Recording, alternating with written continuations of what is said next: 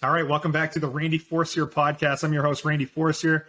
Today I'm joined by an old friend of mine, Daosith Lemay. Hey, Daosith. I'm doing well, Randy. How are you?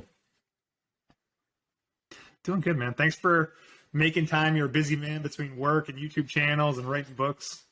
So I appreciate it. It's an absolute honor and privilege to be on your podcast. And I only hope that we can deliver such a beautiful co-created experience that your audience enjoys. It's going to be unreal. I can't wait. I was thinking before we came on that we go back 18 years, man. We started working together back in 2004, and it's crazy to say that it's been 18 years since then. No, when you put it in that perspective, it's a little hard to believe. And it's even more difficult to accept the fact that we've only had like 2 times we've gotten together in the last year or so. Not even. Yeah, it's been a weird few years, man. We used to make it happen every few months, meet down in Portsmouth or whatever, but COVID was weird, kids got weird, and here we are. So we'll make it happen at some point. Yeah. So going back to then, 18 years ago, I think it was end of summer, early fall, we started working together at Amerirpise Financial right out of college. Correct. Right? You went to UNH, started there right after school, I just graduated from the University of New Hampshire. And at that time, it was the Whittemore School of Business. I guess you need to donate $35 million to change the name of the school, which is on my to-do list at some point. And so I was in marketing, I was in business administration, and I always knew, good at sales. So through a number of different... Were you though? I did a lot of sales jobs. Let's say I did a lot of sales jobs. From retail, door to door, you name it. I've done all sorts of stuff. And I was looking for a marketing job. I had something lined up out in Santa Cruz, California for marketing, and then that just kind of fell through. So the next thing is I applied to American Express at the time and got a position there and kind of learned the ropes, got my series license, and really put my feet to the fire and grind it out with you and another good friend of ours who I'm sure you'll have on the podcast at some point. And Greggy. And just built the practice for a few years there, then realized that, it became American Express, then became Amerirpise, and then realized that just wasn't my path going forward, and joined a small financial planning only boutique in New Hampshire called Financial Focus. That's really where things really started to jump off for me. And basically over that, I would say the last 17 years with that firm, built it up, doubled it, and then sold to a much bigger firm where I am today. What's the name of that The firm? firm is called FL Putnam Investment Management, not to be confused with the Putnam Mutual Fund Investments, another RIA regionally located, but we are basically have clients and contacts all over the U.S. Do you still work out of that Not as much, area? I'm more or less remote, but really servicing Mass, Maine, and New Hampshire at this point. So if you were to say I had an office, it would be located in Wolfboro, at least until the Manchester or the Seacoast office opens up. With Zoom and everything that we've done to teleconference over the past few years, it's made your business probably easier than ever to have these face-to-face meetings online. On top of that, through my current life events with kids and family, that kind of stuff, it made it a lot more appealing and convenient for me at this time, and still able to produce and enjoy it at the time. Yep. So right now is the main focus of your business financial planning, investment management, so all that sort of stuff? Primarily, when I was with Financial Focus, it was business development. I was a principal and major shareholder in that, and then we sold, and now I'm primarily a senior client advisor offering high-end net worth complex financial planning, which is, soup nuts, cash flow, all the way to estate planning, helping them really, I would say, navigate life transitions, which we all know we're going through lots of transitions in the most maximized, efficient manner for family and financial. How has the past, 7-8 months been? Have people been pretty stressed out with the market? To be fair, my role has been mostly around the planning aspect, although the financial piece and the market comes into play. A lot of the things that I deal with is really just life events. Hey, Daosith, I got kids who need to go to college. How do we best go through this? Or I want to retire in the next few years. A lot more around retirement because, 2020 brought a lot of people back into focus around what they really wanted. and people were like, I'm out of this game. I want to retire. I don't want to deal with this stuff anymore. So, but in the last, I would say 8 months, probably get a few more calls than normal. A lot of people forget, the last 10, 15 years, it's just been straight up in the market.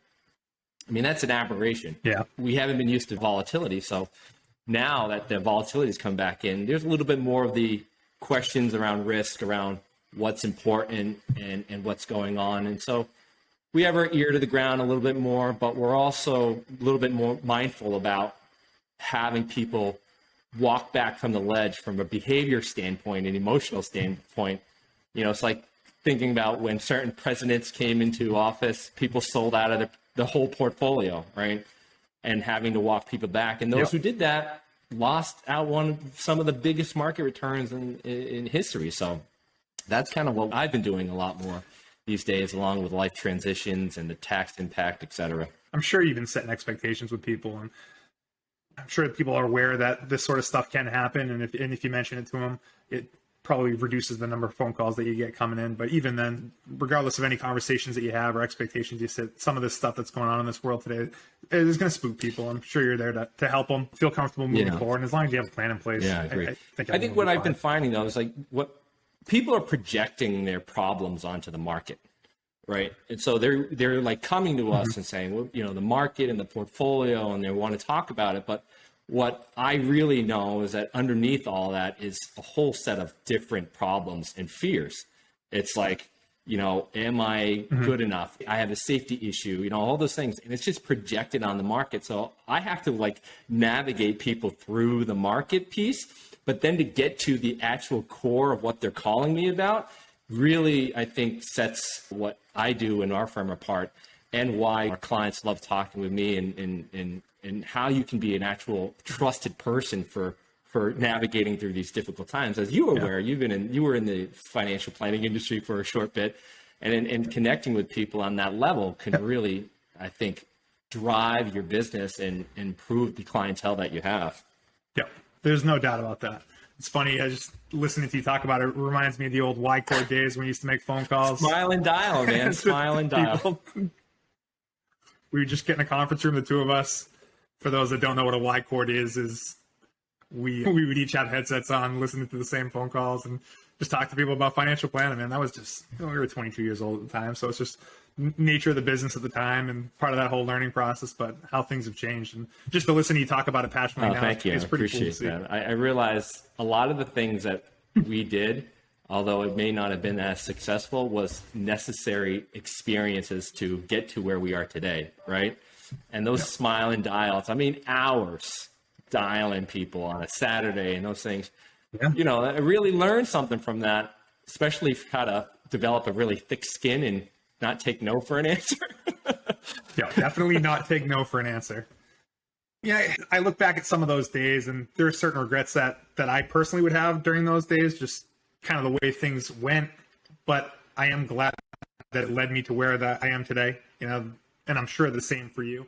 Probably couldn't have mapped it out at the time that this is where we'd be in 2022, but it was an important part in both of our lives. We had some good times, man. It was fun. Great relationships. Living in Portsmouth for a few years. Some of those friendships that we made, everyone's kind of grown apart at this point, but I'm sure if we got a chance to all see each other more, 100%, pick up right where we left off. Yep, 100%. It's good to see everyone having some success. It may not have been a quantitative reward, but the qualitative part of that was definitely rewarding, as we are now, right? So I'm glad to hear you're crushing it, man. I'm sure you're going to continue doing that. But one of the things that I wanted to talk to you about as I've gotten into this whole podcasting thing, just this idea of growing a brand for yourself, putting stuff out to the internet, producing content. And it's been interesting to follow you doing that.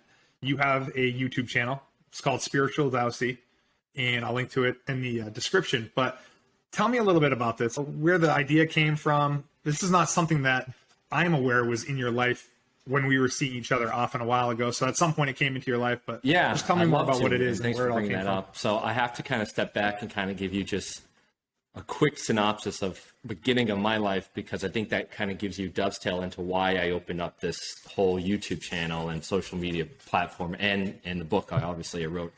So I think you're aware of this in conversations that we had, but I was born in a refugee camp in Thailand as my parents were fleeing the Laos killing fields and in the communist regime there.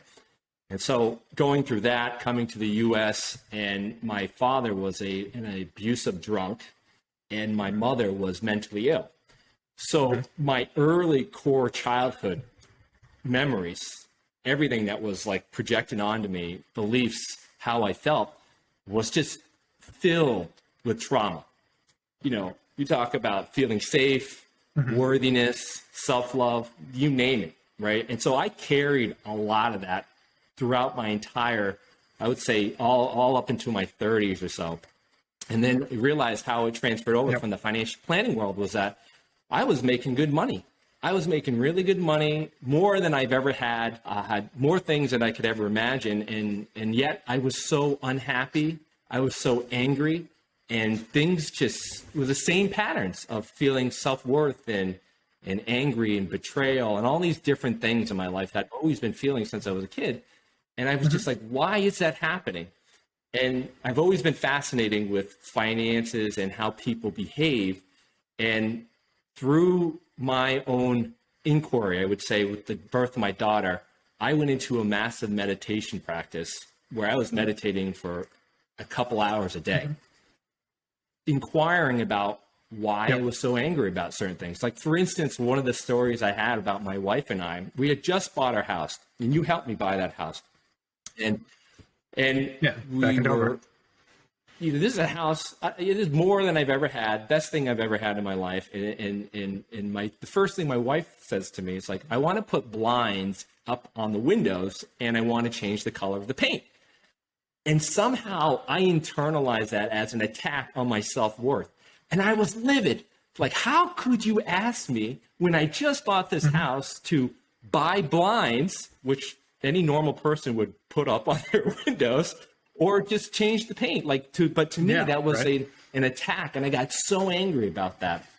So it's like those kind of things I went into my meditative state to understand, why was I carrying these things? Why was I so angry? Why was I having these same patterns over and over in my life? And it wasn't until when I emotionally looked at these, inquired in meditative state, that I was able to unravel these patterns, to understand how myself, as a person 100% accountable for my decisions, came to these places in my life and have held on to these beliefs that had limited me all the way up into now, including such as like surviving versus thriving, right?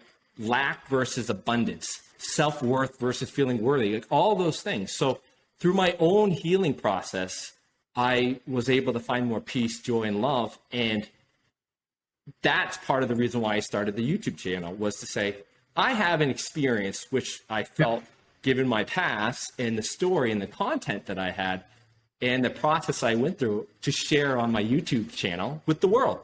It's my experience. It's my truth. It doesn't have to be yours. But if it's a path for you to say, why am I constantly distracting myself with nice suits and nice shoes, all just to keep up a facade that really isn't me, right? And so that's the genesis. That was what started the YouTube channel.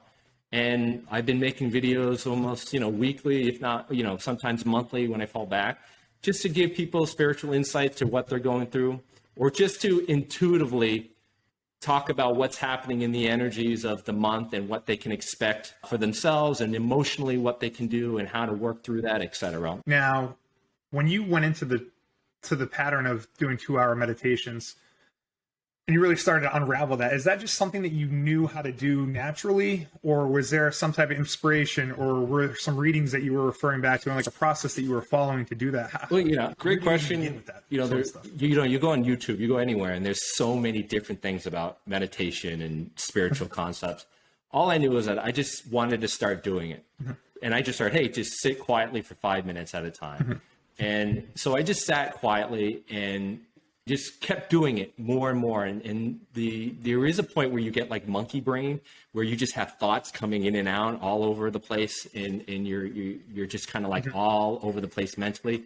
There's a point where you start to get more still and you don't let those thoughts bother you, that you can kind of start really diving deep into yourself and ask questions, Why was I so angry about the blinds going up on the windows? Why did that make me so angry? And honoring my feelings and emotions. So like, for instance, with my father, anytime I had emotional reaction, he physically abused me.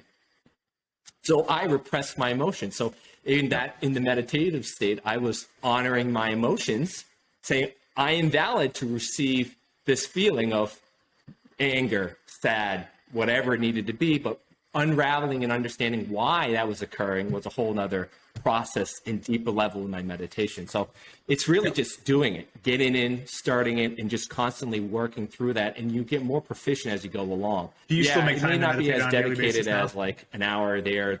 It's usually, I'll wake up in the morning and I'll be laying in bed and I can work through and that kind of stuff, or at night. But I usually try to dedicate at least 45 minutes a day to do it. It's a great way. That's not an insignificant amount of time. As you know, anybody who talks about maximizing and being efficient and being productive, you can find time. If it's that important, the will is there, it's going to happen, Yeah. Finding time seems to be more of an issue of prioritizing than anything.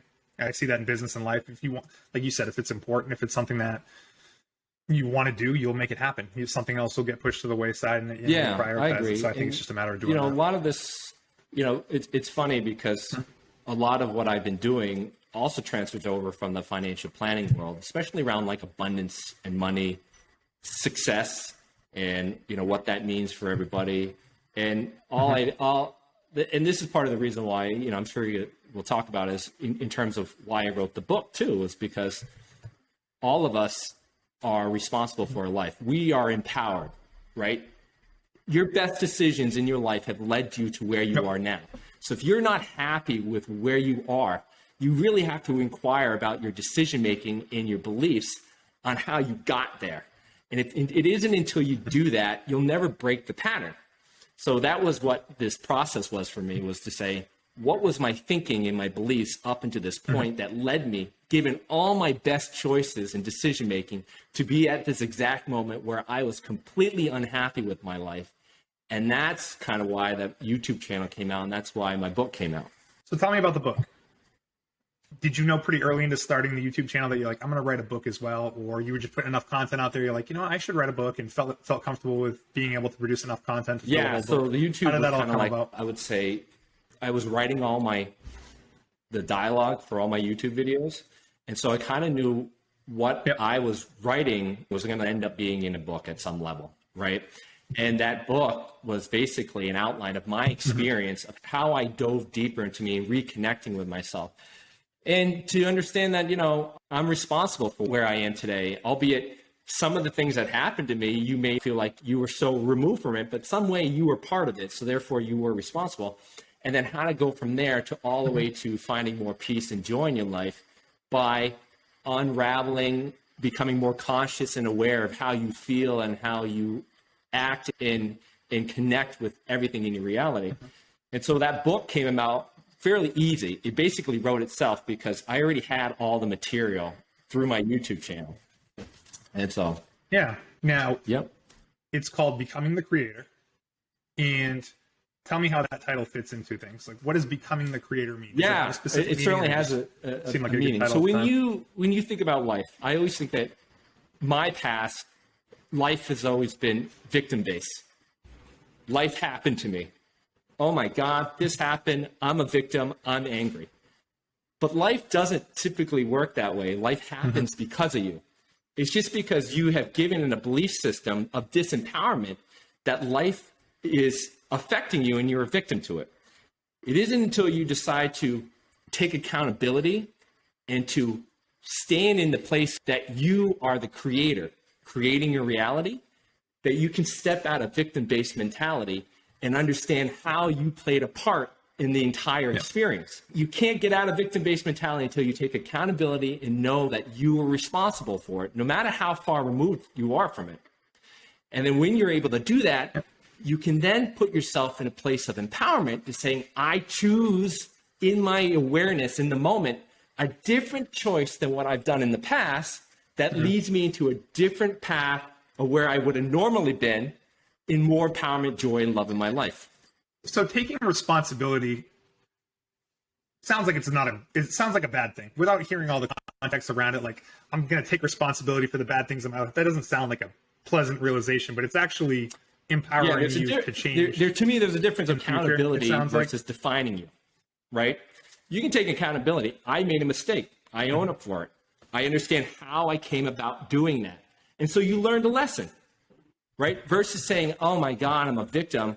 Now I want to take it on and say it's going to define my life and live life as a victim going forward. You can't change your life until you take accountability for how your emotions are, what choices you make. It's difficult. It's probably one of the most difficult things that I've ever had to do in my life. And I've done a lot of difficult jobs, from door-to-door salesman to rugged outdoor, in the heat, construction, you name it. Fry shack. I've been a fryer at a fry shack. I mean, you name it. I've done some really crappy jobs. But the most difficult thing was taking responsibility and actually acknowledging and validating myself first. And the fact that I played a part in what happened and transpired that led me to where I am today. So that's where becoming the creator came about, because you are creating your own canvas in life. You know, you can't go through life saying, I'm the one painting on the canvas. I have control of the paintbrush. I'm the one controlling the paint, and saying that I'm a victim of my own painting because the paintbrush screwed up. No, it's you. You're the one doing it. No, it makes a ton of sense. But I have to admit, I did not read your book, but now I'm absolutely going to read your book. And I can't believe that if years ago someone was like, one of you two is going to write a book someday, like, no way in hell that's going to happen. But here we are. I'm sitting with an author. What was the whole process of writing a book? Like, what's the logistics? So is this thing self-published? Do you find a publisher? Like, what does that even? Yeah, it looks so very I'm going to give out when you actually shout out to Mindster Media, which is a self-publishing company who I know the owner because their wife is friends with my wife. And so I was just writing a book, just putting it out there. I had no clue where it was going to go. And then it got to a point where I was getting close to the final finishing stages of it. And I just needed to find, who's going to do the editing.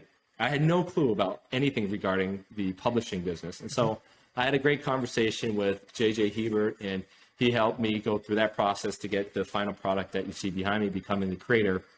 And, I'm sure there are probably different ways that I could have gone and just to be more efficient, but it's just the way that my experience came about. And it was perfect for whatever it needed to be. So for me, the process was just, I want to write a book. I wanted to have that out there. And I also always wanted to have something to say, like, I like receiving checks in the mail. Like, it was part of my abundance mindset, it'd be fun to have a check received in the mail. And so I never thought I would write a book too. I was just like, firstly, I hate reading and I hate writing too. But something inside me wanted to come out, right? And something inside me wanted to come out, and it came out in the form of this book. Well, congratulations. I think it's an accomplishment to write a book. You must feel like it's an accomplishment. I don't know if you think it's a big deal, but to be able to spend the time and dedicate yourself to doing that, to having it edited and printing and having a nice cover and putting it for sale and putting it out to the world, I think it's awesome, man. So congratulations. I don't hear that often. Like, my feedback in terms of what I get from the social networks and from the book, it's very rare. So when I hear that, I appreciate that. And so thank you very much. It's definitely something to be proud of. Do you see yourself I have some, like, some do you have any thoughts to that? Outlines of it, of what I want it to be and what it's about. It takes a while. I mean, my whole book, to be frank, my book basically wrote itself. And so I developed that book over, I basically wrote it within a year and a half. I think it takes a lot longer for other people to write a book. But so the process for me writing these other books, I think will probably take a little bit longer. But it's a process. You got to find time. I wrote every single night. And you asked my wife, I was writing when the kids were down. I was writing till midnight, if not into the morning. And I was writing whenever I could get the chance, on top of being a full-time employee and being a husband and a parent to my kids. Yeah, no, it's amazing. So all good stuff. As far as, I guess there's a couple different ways to go next. So one of the things I want to talk to you about was your keys to success. And I feel like there are some when it comes to your financial planning practice and that whole side of your life. But then when it comes to the spiritual side, the YouTube side, the author side, there's probably some different ones. But I guess what comes to mind is so a key to success in your life for you at this point? One, I would say, in terms of this translates over to the financial planning world, but in terms of just like the YouTube and the book stuff, like content is everything, right? Content is everything. You could have, crappy camera, terrible microphone, whatever, but as long as you have a good story and it's good content, it will do its own work. People will just gravitate towards it. And so if you're starting a YouTube, if you're looking to write a book and it's meaningful, it's something that you're really passionate about, and it aligns with you in your core, right? You can tell when something doesn't align with you, right? It just doesn't sit well. It's like saying your name and then saying that your name's like something completely different. Like you just know that doesn't work with you. So as long as the content, the passion, where you come from, it's all there in alignment, you're going to succeed. The money's going to follow. It's just doing it is where most people don't even take that step. And so for me to do this book, for me to do the YouTube channel, I never thought I was good enough. I was like, who am I to do this kind of stuff? But it wasn't until you actually do it, then you're preaching to the choir. That's when you start to realize, oh, okay, now I get it. And then the success follows the content, right? And same thing in the financial planning world. It's that you build your success on you. You're the content. You're the one going out, meeting all these potential clients saying, do you trust me? And that is in your content. So as long as you have passion, something that is resilient, especially during these times of just massive change, resilient being things that you are passionate about, that have good content, that can weather ups and downs, you're going to be successful. The other thing I would say in terms of success is that you really need to define what success is for you. Because I had this version of success in my head that was projected onto me through media, TV, radio. Got to wear the Brooks Brothers suits, got to have the Rolex, all that stuff, all that materialism. And all that did was just lead me down a hole of just further dissatisfaction and anger, right? It wasn't until I looked under the hood at why I wanted that success, or what success meant to me, and then look at myself in terms of what is it that I am trying to prove to myself, and is it about love?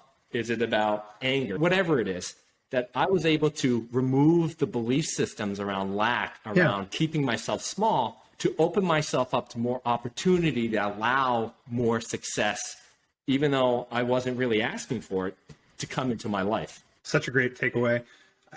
I agree that society and media gives you this idea of what success is, nice cars and big houses and all that stuff. And, not everyone feels like that's their definition of success. So like you said, defining that and then working towards that, I think can make a huge difference in life. I think that's actually one thing that I feel pretty confident in myself and my life, of the things that I view as successful, or what my definition of success is. So for anyone else that, still wrestling with that, I remember my client. First I had a client, hugely important. Millions of dollars. Okay. You would, in the world that I came from before, you say, oh, that's pretty successful.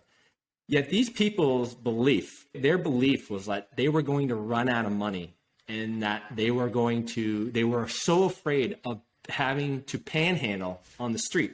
And we're talking like double-digit millions here, right? If not close to triple digits. Yeah. That they lived life in their retirement, into the years, completely frugal, not utilizing their money and fearful of what was going to happen to it, that they never got to enjoy it. And what ended up happening was that they were so fearful of medical costs and everything, it became like self-realizing that they had to spend their money on their health care. So they worked their butt off saving all this money, never really got to enjoy it because they had all these unconscious beliefs, and then they ended up having to use their money for things that they never wanted to spend on. And it's just like mind blown. And that's where I was like so fascinated with that belief, law of attraction, you being the creator, and why people were where they are now based on how they think. That's super interesting. And it just shows that money does not equate to happiness. That's what I've learned through this business. Absolutely. Well, thank you for sharing all that info. I mean, those are the main things I want to go over. We're actually going to have to do it again. I feel like we have some good stories of some other things that we could talk about in time, but I'm happy to be able to share the success that you had in business. And like I said, on social media and as an author, Thank you, Randy. Mind blowing for me. It's awesome. How about ways for people to contact you? So you can always go to my website media, where you find all my services, all my connections to LinkedIn, Facebook, Truth Social, Twitter, Pinterest at spiritualdaosith.com. Or you could also go from the financial planning perspective, flputnam.com to see my role as a financial advisor there. Cool. Awesome. I'll share that stuff too. So absolutely. Pleasure. Thanks again for coming on, pal. I appreciate awesome it. Time and enjoy, and thank you so much, Randy.